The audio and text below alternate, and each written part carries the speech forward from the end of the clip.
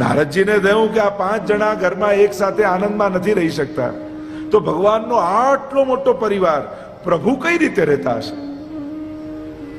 પણ પ્રભુ તો દરેક સંબંધોને નિભાવતા જાણે છે. પ્રભુ જેવો કોઈ ઉત્તમ સંસારી નથી, અને પાછો પ્રભુને કોઈ સંસાર લેપ કરતા નથી. દરેક સંબંધો નિભાવતા શીખવા હોય તો પ્રભુ પાસે શીખો. પિતા કેવો હોય તો ઠાકોરજી જેવો. અહીંયા નારદજી જ્યાં જ્યાં મહેલોમાં ગયા, દરેકને એમ લાગે જાણે પ્રભુ અમને જ વધારે સ્નેહ કરી રહ્યા છે.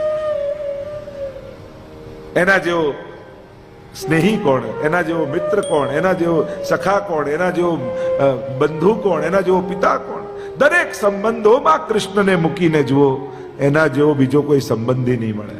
એટલે જ મહાપ્રભુજી કહ્યું, સર્વદા સર્વ ભાવેન ભજનીયો વ્રજાદીપ. સર્વ ભાવે એને ભજો, કારણ કે એને ભાવનાને પૂર્તિ કરતા આવડે છે. એ તમારી ભાવનાને નિષ્ફળ નહીં થવા દે. નારદજી જ્યાં જ્યાં જઈને ગયા, કારણ કે દુનિયામાં કઠિન એ જ છે નિકટના સ્વજનો સાથે આનંદમાં રહેવું. દૂર દૂર અજાણ્યા જોડે તો બધાય સારા હોય છે, પણ સ્વજનોની સાથે પ્રસન્નતામાં રહેવું, એમાં જ માણસની પરીક્ષા છે. પ્રભુએ ગ્રસ્થાશ્રમનું દર્શન. કૃષ્ણ તમને ગ્રહસ્થી બનાવવાની વાત કરે છે, તમને સંન્યાસી બનાવવાની વાત નથી કરતો. એ તો કે તને જે જવાબદારી મળી છે એને તું આનંદથી નિભાવ, એને તું પ્રસન્નતાથી નિભાવ, તો જ તારા જીવનની સાફલ્ય અને સાર્થકતા છે. અને એટલા માટે પ્રભુ શ્રેષ્ઠ ગ્રહસ્થાશ્રમ જીવી અને પ્રેરણા આપે છે. એક એક ઘરમાં જઈને જ્યાં નારદજી જુએ છે, દરેક ઘરમાં પ્રભુ પ્રસન્નતામાં રહે છે. સમાજમાં સફળતા માટે એક વ્યક્તિ સફળ થયો તો એના ઘણા પાસા છે. સામાજિક, પારિવારિક, સાંસ્કૃતિક, આધ્યાત્મિક, આર્થિક, આ બધા જ પાસા જોઈ અને પછી કોઈની સફળતાને નક્કી કરવી છે. ગ્રસ્તાશ્રમનું દર્શન કર્યું છે. જરાસંઘ ઉદ્ધારની કથા આવી. યુધિષ્ઠિર દ્વારા રાજસુ યજ્ઞમાં શ્રી શુપાલ વધની કથા આવી. અપશબ્દો બોલ્યો છે, ભગવાન એનો ઉદ્ધાર કર્યો. સુદામા ચરિત્ર આવ્યું. સુદામા ચરિત્રનું વર્ણન કરતા બોલ્યા, કૃષ્ણસ્યાસિત સખા કશ્ચિત બ્રાહ્મણો બ્રહ્મવિત્તમઃ વિરક્ત ઇન્દ્રિયાર્થેષુ પ્રશાંતાત્મા જીતેન્દ્રિય. કૃષ્ણસ્યાસિત સખા કશ્ચિત. કૃષ્ણનો કોઈ એક સખા કેવો છે? બ્રાહ્મણો બ્રહ્મવિત્તમઃ. બ્રાહ્મણ છે, લૌકિક ધન તો નથી પણ બ્રહ્મવિત્ત છે. બ્રાહ્મણ પાસે એના ભજનનું ધન હોવું જોઈએ, એના જપનું ધન હોવું જોઈએ, એના જ્ઞાનનું ધન હોવું જોઈએ. બ્રાહ્મણો બ્રહ્મવિત્તમઃ, અને તો જ એના આશીર્વાદ ફળે. ઘણા છૂટથી આશીર્વાદ આપે, પણ આશીર્વાદ આપવાનું બળ પણ છે કે નહીં? પોતાનું કરેલું ભેગું કરેલું ભજન હોય તો જ આપણા આશીર્વાદ ફળે. બ્રાહ્મણો બ્રહ્મવિત્તમઃ વિરક્ત ઇન્દ્રિયાર્થેષુ. બહુ ઇન્દ્રિયોની લાલસા નથી. પ્રશાંત આત્મા, આત્મામાં શાંતિ છે. ચિતેન્દ્રિય, ઇન્દ્રજીત છે. અયાચક વ્રત લીધું છે, ક્યારે કોઈની પાસે માંગીશ નહીં. અયાચક વ્રત તો લીધું. પત્ની કહેવા લાગી, નાથ આપના સંકલ્પ પર મને ગૌરવ છે, પણ બાળકો ભૂખ્યા સૂઈ જાય ત્યારે એ મારાથી જોવાતું નથી.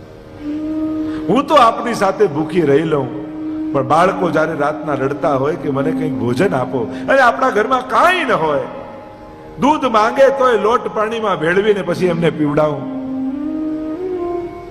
નાથ, એમના ભૂખ્યા ચહેરા મારાથી જોવાતા નથી. મેં સાંભળ્યું છે કે દ્વારિકાનો નાથ આપનો મિત્ર છે. માંગવા જાઓ એમ નથી કહેતી, પણ એવું સાંભળ્યું છે એક વાર કોઈ એના દર્શન પણ કરી લે ને તો એના જન્મ જન્માંતરનું દારિદ્ર્ય ટળી જાય છે. એક વાર જાઓ. વારે ઘડીએ રોજ પત્ની કહેવા લાગી.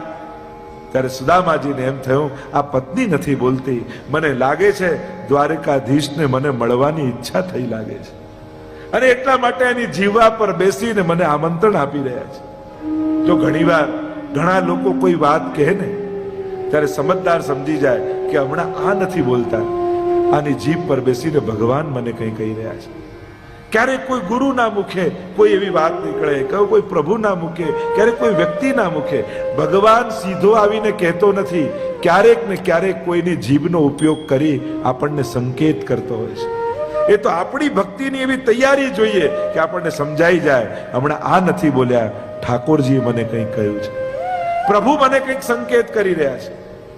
એ આપણી તૈયારી હોવી જોઈએ. ઘણી વાર એ આપણા સામે આપણું કામ કરવા આવે, આપણી તૈયારી જોઈએ કે આપણે ઓળખી જઈએ, હમણાં આ સેકન્ડે આની ભીતર ભગવાને પ્રવેશી અને મને મદદ કરી છે. કેટલી વાર ભગવાન આપણી સામે આવે છે. આ તો આપણે એવી શરત લગાવીને બેઠા કે સંકલ્પ કરીને વિચાર્યું કે ભગવાન આવે એટલે આવા જ હોય, માથે મોરપીંછ હોય ને પીતાંબર હોય ને વાંસળી વગાડતા વગાડતા ધુમાડો થાય ને મ્યુઝિક થાય ને પછી ભગવાન આવે. આ તો આપણી કલ્પનાઓ છે. એ તો ક્યારે ક્યારે કયા રૂપે સામે આવીને. લોકો કહેતા ને એક ભક્ત ગામમાં રહેતો, એ ગામમાં પૂર આવ્યું અને પરમ ભક્ત ભગવાન, અને પાણી વધવા લાગ્યું અને બી પહેલા માળે ચડી ગયો અને પાણી વધી રહ્યું છે. એટલે પાડોશી આવીને કહે કે ચલો ચલો જલ્દી ભાગો, નહીં તો ડૂબી જઈશું. અને પેલા તો ભગવાન એવા ભગત કે મને તો ભગવાન લેવા આવે તો જાઉં, નહીં તો હું ના જાઉં. પાણી વધી ગયું, બીજા માળ ચડી ગયા. નાવ લઈને આવ્યું કોઈ કે ચલ બેસી જા, અમે બચાવવા નીકળ્યા છે, ડૂબી જઈશ તો પાર, મને તો ભગવાન લેવા આવે તો જાઓ, બાકી તો હું તો ના જાઉં. ધાબે ચડી ગયો, ત્યાં સુધી પાણી. તો હેલિકોપ્ટરથી બચાવવા લોકો આવેલા અને દોરડું નાખ્યું કે પકડી લો, ડૂબી જશો, મને તો ભગવાન લેવા આવે તો જાઉં, બાકી હું ના જાઉં. અને પાણી વધી ગયું, ડૂબી ગયા અને એવા લાલ પીળા થાય, છેક સુધી ભગવાનને યાદ કર્યા ને એક વાર બચાવવા ના આવ્યા, છેક સુધી પ્રભુને યાદ કરે, લલવૈકુંઠ મળ્યું. સામે સિંહાસન પર ભગવાન બિરાજેલા છે અને આ લાલ પીળા થાય, પ્રભુ ત્રણ વાર મેં આપને કેટલી વાર પુકાર કર્યા, મને બચાવવા આવ્યા તોય મેં ના પડી કે ભગવાન લેવા આવે તો જઈશ, બાકી આપ એક વાર બચાવવા ના આવ્યા. પ્રભુ કે એક વાર નહીં 3 વાર આવેલો. એક વાર પાડોશી બનીને આવ્યો, બીજી વાર નાવ લઈને આવ્યો, ત્રીજી વાર તો હેલિકોપ્ટર લઈને આવ્યો, પણ તું મને ઓળખી ન શક્યો, એ તારો વાંક છે. એમ ભગવાન જીવનમાં ઘણી વાર કેટલા રૂપે સામે આવતો હોય, આપણે ન ઓળખી શકીએ, આપણો વાંક છે. ફરિયાદ તો કરી દઈએ છે, શું આપણી તૈયારી છે સામે આવેલા ભગવાનને ઓળખી જવાની? અનેક રૂપે સામે આવે છે. સુદામાજીનો સંકલ્પ છે, મનમાં થયું ક્યાંક પ્રભુ મને મળવા માંગે છે ને એટલા માટે આમંત્રિત કરી રહ્યા છે. કહ્યું ઠીક છે, તું આટલી વાર કહે છે તો કાલે જ હું દ્વારિકા જવા નીકળીશ. આ અવસ્થામાં પણ ખાવાના ફાફા છે અને કહે છે આટલા વર્ષ પછી જાઉં છું, પ્રભુ માટે શું લઈ જાઉં, એને શું આપીશ, ખાલી હાથે કેમ જવાય એની પાસે? પત્નીને લાગ્યો સંકોચ, આસ પડોશમાં ગઈ અને તાંદુલ ને પૌવા લઈને ભેગા કર્યા, પોટલી બાંધી, બીજા દિવસે જવા નીકળ્યો સુદામા અને પોટલી આપી, દ્વારિકાધીશને આપણા તરફથી આ આપજો. કૃષ્ણ શરીર છે, ધોતીઓને ઉપરનો ધારણ કર્યો છે, હાથમાં લાકડી લઈને સુદામા નીકળ્યા છે દ્વારિકાધીશને મળવા માટે. કેટલા દિવસથી ભોજન પેટમાં ગયું નથી, થાકી ગયા, સૂઈ ગયા એક વૃક્ષની નીચે અને પ્રભુને થયું કે મારો ભક્ત મારી તરફ આવવા નીકળ્યો છે. એ 10 ડગલા ચાલે તો 90 ડગલા હું ચાલું. યોગ નિંદ્રામાં સુડાવીને ઉપાડ્યા અને દ્વારિકાની બહાર મૂકી દીધા. જાગ્યા અને થોડાક ડગલા આગળ વધ્યા અને સુવર્ણની દ્વારિકા દેખાઈ. અરે આ કઈ નગરી છે? કોઈ મુસાફરને પૂછ્યું, કહ્યું આ તો દ્વારિકાધીશની દ્વારિકા છે. અરે આટલી જલ્દી હું આવી ગયો. દ્વારિકાધીશનો મહેલ ક્યાં છે? શોધતા શોધતા શોધતા સુદામાજી બહાર આવ્યા છે. દ્વારપાલો બહાર ઉભા છે, કહે છે અંદર જઈને સમાચાર આપો, એમનો મિત્ર સુદામા બહાર ઉભો છે. દ્વારપાલો કહેવા લાગે તારા જેવા તો રોજ કેટલાય લોકો આવે, બધાને ભગવાન મળવા જાય તો પછી રાજકાજ ક્યારે કરે, જાજા નહીં મળે. ફરી થોડી વાર થઈને પાછા આવ્યા ને કહેવા લાગ્યા એક વાર જઈને કહો તો ખરા કે સુદામા બહાર ઉભો છે. તને કહ્યું ને એક વાર નહીં મળે. થોડી વાર થઈને ફરી આવ્યા અને ધક્કો માર્યો છે દ્વારમાં. તને એક વાર કહ્યું ને કે ના આવીશ.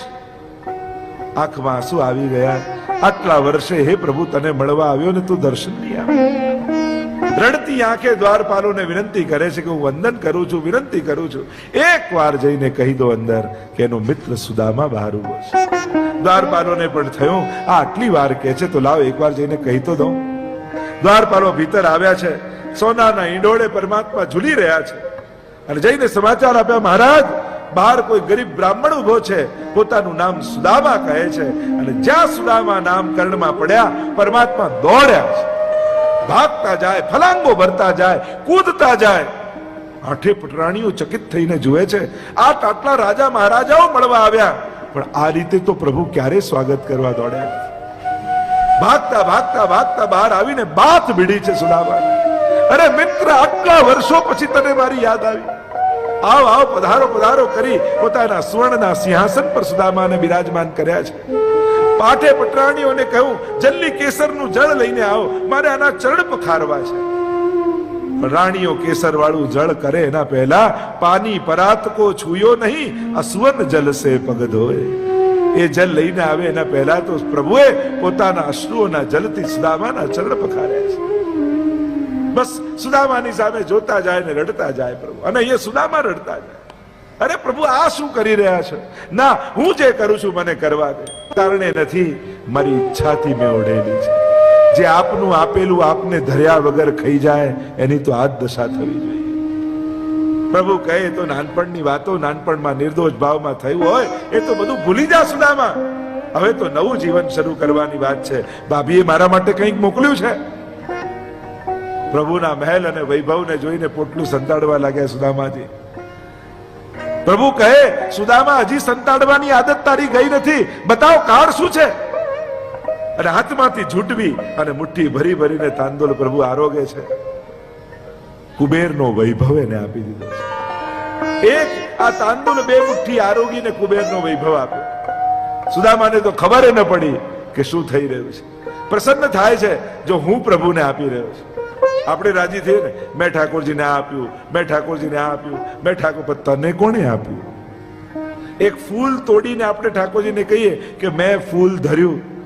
અરે એ બીજ કોનું, એ ભૂમિ કોની, એ પાણી કોનું, એ સૂરજ કોનું, એ ઉગાડ્યું કોણે?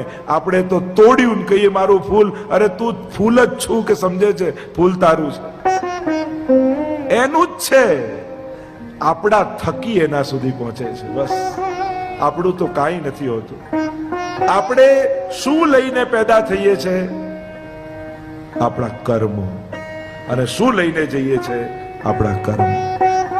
ધનાની ભૂમૌ પસ્વસ્ચ ગોષ્ઠે ભાર્યા ગૃદ્વારી જના સ્મશાને દેહ ચિતાયામ પરલોક માર્ગે કર્માનુગો ગચ્છતિ જીવયે. મેળવેલું બધું મૂકી જઈએ છે અને કરેલું બધું ભેગું આવે છે. પ્રભુનું સર્જન જુઓ. પૈસા માટે પાપ કરે. ભગવાનનું સર્જન કેવું છે? પૈસા રહી જાય, પાપ ભેગા આવે. મળ્યું એ મૂકી જવાનું, કર્યું એ ભેગું આવે. આજ એટલે જ કહ્યું કે જે પૈસા માટે પરસેવો પાડે તો બરાબર, પણ પર સેવા માટે જે પૈસા પાડે ને એ જ સાચો ભગવાનનો ભક્ત છે. આપણે પૈસા માટે પરસેવો પાડી બરાબર, પણ પર સેવા માટે પૈસો પડે ત્યારે માનવું કે આ મારા પુણ્યની કમાઈ છે. જેના થકી સત્કાર્યો થઈ શકે તો માનવું આ કોઈના આશીર્વાદથી મને મળેલું ધન છે, આ કોઈની દુઆથી કમાયેલું મારું ધન છે, જેથી આનાથી સત્કાર્ય થયું, મારા આત્મોદ્ધાર અને પુણ્યના કાર્યો થયા. અહીંયા કહ્યું મેળવેલું બધું મૂકી જવાનું, કરેલું બધું ભેગું આવવાનું. આજ ભગવાનનું સર્જન છે, આજ ભગવાનની રચના છે. સુદામાને આટલું પરમાત્માએ આપ્યું, ખબર ન પડવા દે. અને ઠાકોરજી કોઈ દિવસ કોઈને ખબર પડવા દેતા નથી કે આપનારો હું છું. ભક્તે સતત યાદ રાખવાનું. મહાપુરુષો સતત યાદ અપાવતા રહેશે, જોજે ઠાકોરજી આપેલું છે, ઠાકોરજી આપેલું છે. ઘણા દિવસ સુધી સુદામાને રાખ્યા છે, ખૂબ આનંદમાં સુદામા રહ્યા છે. ઘણા દિવસ થઈ ગયા એટલે સુદામાએ કહ્યું કે પ્રભુ હવે મને આજ્ઞા આપો, હું પાછો જાઉં. જ્યાં આમ કહ્યું તો પ્રભુએ કહ્યું તારી ઈચ્છા સુદામા, પણ મારા વસ્ત્ર, મારા શણગાર ફરી પાછા જૂના વસ્ત્રો લાવીને સુદામાને આપ્યા. પાછા એ જૂના વસ્ત્ર પહેર્યા સુદામાએ. મનોમન આભાર માન્યો. સારું થયું પ્રભુ આપે મને કંઈ આપ્યું નહીં, તો આજે જેમ આંખથી આંખ મિલાવીને આપની જોડે વાત કરું છું ને, કદાચ ન કરી શકે. પણ સુદામાને ક્યાં ખબર છે કુબેરના વૈભવ ભરી દીધા છે. સુદામાએ કહ્યું કે પ્રભુ હવે મને આજ્ઞા આપો, હું જાઉં. ઠીક છે સુદામા. સુદામાનું હૈયું ભરાયું છે, પ્રભુના નેત્રો ભરાયા છે. જલ્દી વહેલું મળજે.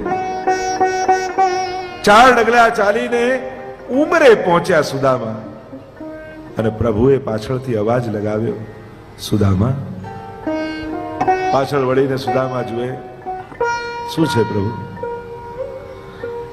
આટલા વર્ષે તું આવ્યો, ફરી કોણ જાણે આપણે ક્યારે મળીશું.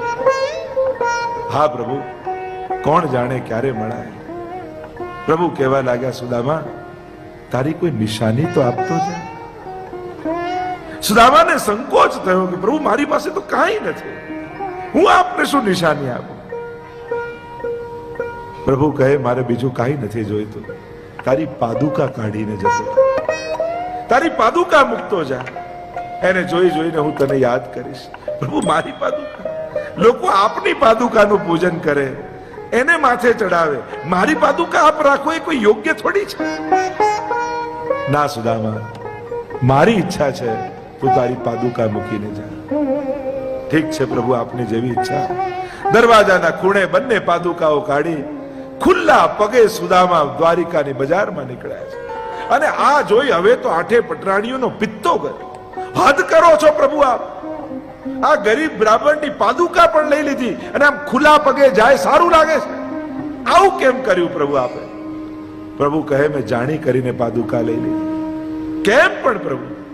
પ્રભુ કહે, ખુલ્લા ચરણારવિંદથી મેં બ્રજને તો પાવન કર્યું, પણ દ્વારિકાને પાવન કરવાનું સામર્થ્ય મારામાં નથી. સુદામા જેવા ભક્તો જ્યારે ખુલ્લા પગે જશે તો મારી દ્વારિકા 4થું ધામ બની જશે. આવા સંજોગોમાં પણ જે મને ખવડાવીને જાય છે એવા ભક્તોની ચરણ ધૂલી જો દ્વારિકાની ભૂમિને સ્પર્શ કરે તો મારી દ્વારિકા તીર્થ બની જાય. અહીંયા કોઈ દ્વારિકામાં યાત્રા કરવા આવે તો એના જન્મ જન્માંતરના પાપ કપાય. આ ભક્તો જ આ ભૂમિને તીર્થ બનાવતા હોય છે. દ્વારિકાને પાવન કરવાનું સામર્થ્ય મારામાં નથી, એટલે જાણી કરીને મેં પાદુકા લઈ. અને ચાલતા ચાલતા સુદામા મનમાં પ્રસન્ન થતા થતા પ્રભુને આપીને આવ્યો છું, એમને ખવડાવીને આપ્યો છું, એમને જમાડીને આવ્યો છું. અને જ્યાં આવ્યા છે પોતાના ગામમાં, ઝૂંપડું ગાયબ, સોનાનો મહેલ ઉભો છે. ગભરાઈ ગયા સુદામા. અરે મારું ઝૂંપડું કોઈ રાજાએ તોડી નાખ્યું, પોતાનો મહેલ બાંધી દીધો, મારી પત્ની મારા બાળકો ક્યાં ગયા હશે? घबराया, डरा। अरे मेरी कुटिया कहां गई? किसी राजा ने महल बना दिया है। अरे ऊपर उभेली एनी पत्नी हाथ ऊंचो कर बोलावे, આવી જાઓ આવી જાઓ। અને જો આ કોણ રાણી છે બોલાવે છે, બેસી ગયા ખૂણામાં નીચે રસ્તામાં, અને દાસીઓને લઈને પત્ની આવી। અરે નાથ, પ્રભુની કૃપા થઈ ગઈ। જ્યારે બધે વૃત્તાંત કહ્યું, કોક મૂકીને સુદામા રડી પડ્યા। તું રહ્યો કપટીનો કપટી। મને તો એમ થયું કે હું તને ભોગ ધરીને આવું છું, મને ક્યાં ખબર કે તું આ કુબેરના વૈભવ બધું ભગવાન કરાવે। એટલે કારમાં એન્જિનની જેમ ભગવાન છે, પણ સ્ટેરિંગ તો આપણા જ હાથમાં ભગવાન આપે છે। કર્મમાં તું સ્વતંત્ર છે, ફળમાં નહીં। કર્મમાં ભગવાને પ્રત્યેક જીવને સ્વતંત્રતા આપી છે, તો પછી ભગવાન કરાવે એનો અર્થ શું થયો? તો કે કારમાં એન્જિન હોય એનાથી કાર ચાલે। એટલે કે જોવાની શક્તિ ભગવાન છે, પણ શું જોવું એના માટે તમે સ્વતંત્ર છો, અને જે જુઓ એવું ફળ। સાંભળવાની શક્તિ ભગવાન છે, શું સાંભળવું એ તમારે નક્કી કરવાનું, અને જેવું સાંભળો એવું ફળ। ચાલવાની શક્તિ ભગવાન છે, ચાલીને ક્યાં જવું એ તમારી સ્વતંત્રતા છે। તો જે આ જીવન શક્તિ છે એ પરમાત્મા છે। શું શ્વાસો આપણે લઈએ છીએ? કોઈ જન્મેલા બાળકને ટ્રેન કરવો પડે છે કે બેટા એકવાર ઊંડી શ્વાસ લે, પછી કાઢ, પછી પાછો લે, પાછું કાઢ, બસ હવે કર્યા કરજે। આ રીતે કોઈને પ્રેક્ટિસ કરાવવી પડે છે? શ્વાસો આપણે લેતા નથી, ચાલી રહી છે। જોવાની શક્તિ ભગવાન છે, પણ તમને કોઈ 10 મિનિટ આ વસ્તુને જુઓ તો થાકી જાઓ, તમને કોઈ 10 પ્રાણાયામ કરો તો થાકી જાઓ, પણ જન્મ્યા ત્યારથી શ્વાસ લો છો, થાક લાગે છે? ચલાવનારી શક્તિ પરમાત્મા છે, બધું ભગવાન કરાવે એનો અર્થ આ કરવાની શક્તિ, કરાવવાની શક્તિ પરમાત્મા છે। શું કરવું એના માટે તમે સ્વતંત્ર છો, એ તમારે નક્કી કરવાનું। કણ કણમાં વ્યાપેલો એ પરમાત્મા. આગળ જીવ માયા જગતની ચર્ચા કરી છે ચતુશ્લોકી ભાગવતમાં. બ્રહ્માજી ને સૃષ્ટિ સર્જનની આજ્ઞા કરી છે. આગળ દશવિધ લીલાઓનું વર્ણન આવ્યું શ્રીમદ ભાગવતમાં. ત્રીજા સ્કંદથી લઈ 12મા સ્કંદ સુધી. અત્ર સર્ગો વિસર્ગશ્ચ સ્થાનમ પોષણ મૂતય મનવંતરેશાનુ કથા નિરોધો મુક્તિરાશ્રય. આ દશવિધ લીલાઓ શ્રીમદ ભાગવતમાં છે અને એટલા માટે જ એને મહાપુરાણ કહેવાય છે. પુરાણ હોય એમાં 5 જ લીલા, 5 જ લક્ષણ હોય. સર્ગશ્ચ પ્રતિસર્ગશ્ચ વંશો મનવંતરાણી ચ વંશાનું ચરિતમ ચેતી પુરાણમ પંચ લક્ષણમ. 5 લક્ષણ જેમાં હોય એ પુરાણ કહેવાય. 10 લક્ષણ જેમાં હોય એને મહાપુરાણ કહેવાય. શ્રીમદ ભાગવત એ મહાપુરાણ છે. સર્ગ લીલાથી લઈ આશ્રય લીલા સુધી એક એક લીલાને આપણે જોતા જઈશું. ત્રીજા સ્કંદથી શરૂ થશે તો છેક 12મો સ્કંદ એ આશ્રય લીલા છે અને આ દશવિધ લીલાનું દર્શન આપણે કરીશું. દ્વિતીય સ્કંદને વિરામ આપીએ. બોલો ગોવર્ધન નાથ કી જય, વલ્લભાધીશ કી જય.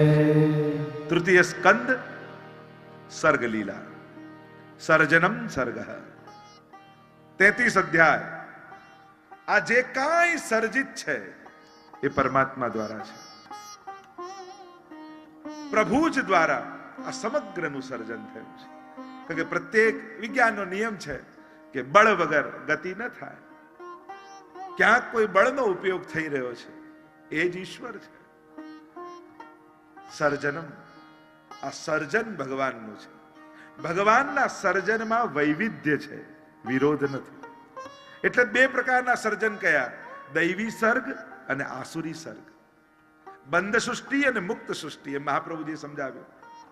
બંને પ્રકારનો સર્ગ પરમાત્મા દ્વારા સર્જિત છે. એટલે એ વસ્તુ યાદ રાખવી. દુનિયામાં ક્યારે બધા જ સુધરી જવાના નથી અને દુનિયામાં ક્યારે બધા બગડી જવાના નથી. બંને પ્રકારના લોકો રહેવાના જ છે. અને મિશ્રિત સૃષ્ટિ, અને એ જ મહાપ્રભુજીના શબ્દોમાં કહું તો 3 પ્રકારની સૃષ્ટિ જે ભગવાને પ્રગટ કરી: પુષ્ટિ, પ્રવાહ અને મર્યાદા. આ ત્રણેયની ચર્ચા આપણે ત્યાં કરવાઈ છે. સર્જન પરમાત્મા કરે છે. કઈ રીતે જીવનું સર્જન થયું એની પણ ચર્ચા છે. આપણને થાય કે ભગવાને સર્જ્યું છે તો આવો ભેદભાવ કેમ, આવું વૈવિધ્ય કેમ? વિવિધતા ભગવાનનું સર્જન છે. આપણને ઘણી વાર એમ લાગે કે ઝૂંપડામાં આ માણસ કેમ અને આ અહીંયા બંગલામાં કેમ? પણ સુખ દુઃખમાં ફરક નથી હોતો, સાધનોમાં ફરક હોય છે. જે સુખ પેલાને 100 રૂપિયામાં લાગે એટલું જ સુખ આને લાખ રૂપિયામાં લાગે. બધાનું બધું ચાલતું જ હોય છે. આ અવ્યવસ્થા માનવ સર્જિત છે. આપણે કે ભૂકંપમાં આટલા પડ્યા, ભૂકંપથી નથી મરતા, માણસે બાંધેલા મકાનથી મરે છે. તમે જ્યાં જ્યાં અવ્યવસ્થાના મૂળમાં જશો તો માનવ મળશે ક્યાંક ને ક્યાંક. માનવે આ પૈસા ચલાવ્યા છે અને એટલે ઘણા પાસે જાય, ઘણા પાસે ન જાય. દુનિયામાં એટલું અન્ન તો પાકે જ છે કે બધાનું પેટ ભરાય. આ માણસ ઇકોનોમીને સાચવવા માટે ભૂખ્યા સુધી અન્ન પહોંચવા નથી દેતો. કેટલાય આજે દુનિયાના દેશો અનાજને દરિયામાં નાખી દે છે જેથી એનો ભાવ ટકેલો રહે. આ માણસ ભૂખ્યા સુધી અન્ન ન પહોંચવા દે એ માણસની અવ્યવસ્થા કહેવાય, ભગવાનની નહીં. ભગવાન તો એટલું પકવે જ છે કે દુનિયામાં દરેકનું પેટ ભરાય. પેલા પ્રસંગમાં એવું કહેતા ને કે એક માણસ બગીચામાં જતો હતો અને એને જોયું કે આટલું મોટું વડનું ઝાડ ને નાના નાના ટેટા અને આવી વેળ ને એમાં આટલા મોટા તડબૂચ. આ ભગવાનને દુનિયા બનાવતા આવડતી જ નથી. એટલામાં એક ટેટો પડ્યો ને માથા પર એવો વાગ્યો કે પેલા એ કહ્યું કે સારું થયું ઉપર તડબૂચ નથી લગાડ્યા. પણ આ તો ટેટા પડે ને પછી સમજમાં આવે કે આ જે છે બરાબર છે. વૈવિધ્ય દુનિયામાં છે જ. આ દુનિયામાં અત્યારે બધાને જે ભેગા કરવાની મહેનત કરીએ છે ને, બધા એક પ્લેટફોર્મ પર આવી જાય, બધા એક જ વિચારે, બધા આમ જ થાય. અરે સંભવ જ નથી. વૈવિધ્ય ભગવાનનું સર્જન છે. અરે ઘરમાં જ કોઈને રીંગણાનું શાક ભાવે, કોઈને બટાકાનું, કોઈને પૂરી જોઈએ, કોઈને રોટલી જોઈએ. ઘરના 5 લોકોની ચોઈસ જુદી છે તો દુનિયામાં એક બધા એક ક્યાંથી વિચારવાથી? પરાણે એક કરવા જશો તો મોટા ઝઘડા થશે. પણ મારા કરતા કોઈ જુદો હોઈ શકે એ સ્વીકારી લેશો ને તો આપમેળે એકતા આવી જશે. બીજાના જુદાપણાનો સ્વીકાર એ જ એકતાનો પાયો છે. પણ પ્રયાસ કરતા રહેશો ઘરમાં, પરિવારમાં, સમાજમાં, દુનિયામાં, તો સંઘર્ષ સિવાય બીજું કોઈ નહીં મળે. કારણ કે એનું સર્જન જ જુદું થયું છે, એનો વિચાર જુદો છે. ઘણીવાર લોકોને એમ થાય કે આ બધા આટલા જુદા વિચાર વાળા ક્યાંથી બેસી જાય ને કેમ આમ થાય ને. ઘણીવાર લોકોને ગવર્મેન્ટ માટે પણ એવું થાય, કેવા જુદા જુદા વિચાર. જ્યાં બુદ્ધિમાન હશે ત્યાં એનો વિચાર હશે. દરેક બુદ્ધિમાનનો એક વિચાર છે. વૈવિધ્ય ભગવાનનું સર્જન જ છે અને વિવિધતા જ દુનિયાની સુંદરતાને વધારી રહી છે. વિચાર કરો, દુનિયામાં એક જ રંગ હોત, બધા ખાલી પીળા સિવાય કોઈ રંગ જ ન હોત, તો દુનિયા કેવી હોત? જુદા જુદા રંગો છે, જુદા જુદા પુષ્પો છે, એમ જુદા જુદા વ્યક્તિઓ પણ છે. વિવિધતા. કર્મ પ્રમાણે જો પ્રકૃતિ પ્રમાણે કર્મ, કર્મ પ્રમાણે પ્રકૃતિ, આ જ રીતે દુનિયા ચાલતી રહે છે. અરે હોસ્પિટલમાં 5 બાળક પેદા થયા હોય, જન્મ્યા હોય, એક જ ટાઈમે 5 બાળકનો જન્મ થયો, બધાના બોડી પાર્ટ સેમ ફંક્શન કરતા હોય, છતાંય કોઈ ક્રોધી થાય, કોઈ શાંત થાય, કોઈ ઉદાર થાય, કોઈ હસમુખો થાય, કોઈ લોભી થાય. આ જુદી જુદી પ્રકૃતિ ક્યાંથી આવે છે? આ માણસની અંદર ભિન્ન ભિન્ન પ્રકૃતિઓ ક્યાંથી આવે છે? એના કર્મ પ્રમાણે પ્રકૃતિ અને પ્રકૃતિ પ્રમાણે જ કર્મ. તમારી જેવી, તને પીળો જ રંગ કેમ ગમે, તને લાલ જ રંગ કેમ ગમે, તને ગળ્યું જ કેમ ભાવે, તને તીખું જ કેમ ભાવે, એનું તમે શું રીઝન આપો? કેમ તમને આ રંગ ગમે છે? એના કોઈ લોજિક હોય? નેચરલી મને તો આ જ ગમે છે. જે સ્વભાવમાં હોય એના કારણ ન હોય. તું આવો કેમ છું એનું રીઝન ન હોય, તો તમારી પ્રકૃતિમાં છે. અને જેવી પ્રકૃતિ હશે એવી પ્રવૃત્તિમાં તમને આકર્ષણ થશે, સહજમાં આકર્ષિત થશે. તો આ પ્રકૃતિ અને કૃતિ, આ બંનેમાંથી મુક્ત કેમ થવાય? તો કે શરણાગતિ દ્વારા. તમે જેવા છો એવો પ્રભુના શરણે થઈ જાઓ, પછી તો પ્રભુના પ્રભાવમાં રહેવા લાગશો, તમારા સ્વભાવના પ્રભાવમાં નહીં. સહજ માણસની અંદર આ વૃત્તિ છે જ. તો વૈવિધ્ય જ ભગવાનનું સર્જન છે. વિવિધતા દુનિયામાં છે જ, અને એટલા માટે પરિવારમાં, કુટુંબમાં પણ બીજાના જુદાપણાનો સ્વીકાર કરો. જો આપણે કહીએ અમારું મોડર્ન ફેમિલી, તો મોડર્નનો અર્થ શું થાય? કે ટૂંકા કપડાં પહેરવા કે ડિજિટલ વસ્તુઓ યા ઇલેક્ટ્રોનિક વાપરતા આવડી જાય એને જ કોઈ મોડર્ન કહેવાય? મોડર્નતા એ વિચારનું નામ છે. મોડર્ન પરિવાર કોને કહેવાય?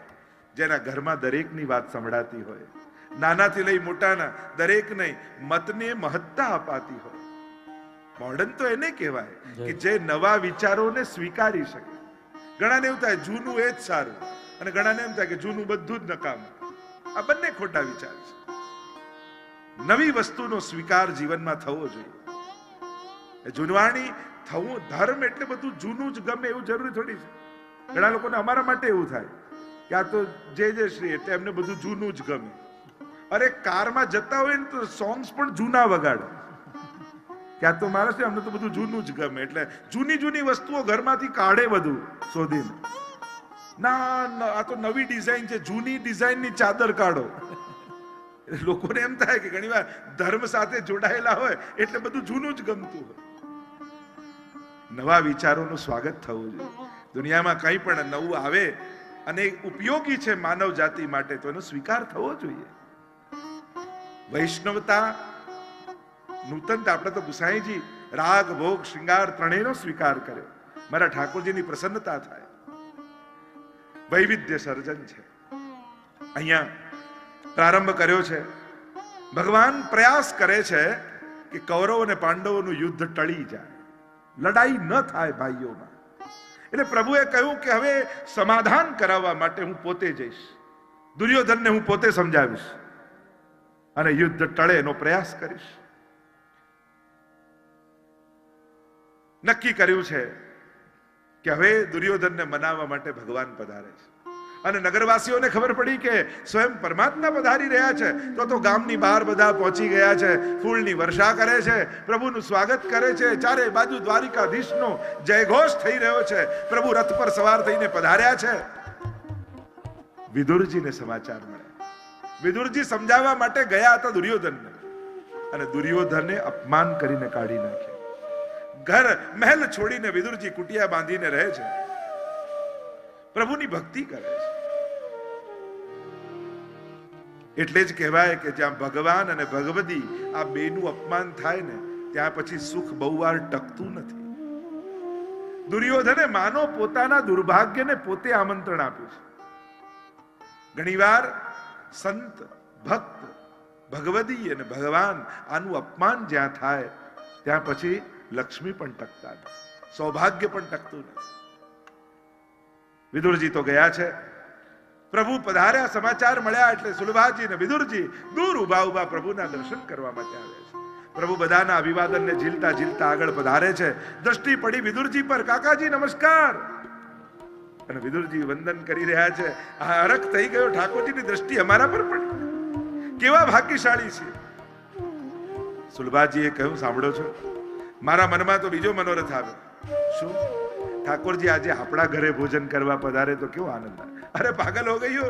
અરે દુર્યોધનના મહેમાન છે, 56 ભોગ સિદ્ધ થયા છે. કેટલા દિવસથી તૈયારીઓ દુર્યોધનના મહેલમાં ચાલી રહી છે.